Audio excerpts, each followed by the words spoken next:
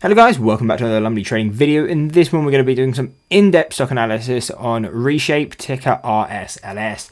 Big gap today, being the leading gap, up 190% as we're recording this. And really, yeah, just opened, gapped, and just has ran really hard. Now, we did get kind of its first big pullback here. What happened near here? Basically, this was the retest.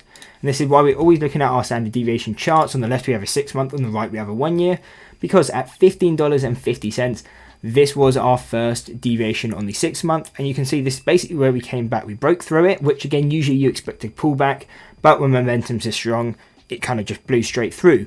But what is going to happen, doesn't matter when, it will happen at some point, is you're going to get that retest, which we kind of got actually just a few minutes after. Came back, retested this level, and we can see closed back above it with strong momentum, once again confirming the support and most likely taking us to our next resistance. And really, where is that going to be?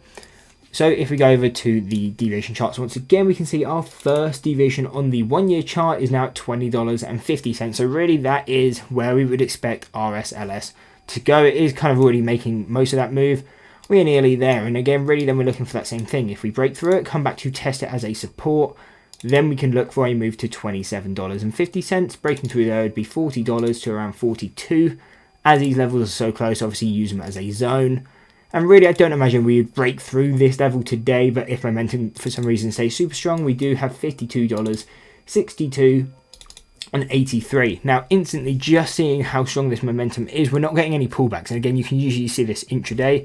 If you're not getting pullbacks intraday, and it is just really volume like this, and just a straight upward chart, they're not ones you're going to try and catch short, because again, they're just going to break through these levels. Instead, if you are trading them, it's probably a lot safer to trade them long bias, and that's just trading the pullbacks.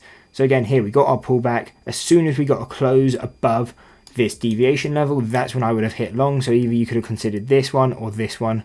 Obviously, would have made a lot more money on this one, but if you wanted that proper confirmation, we would have been looking for that candle close.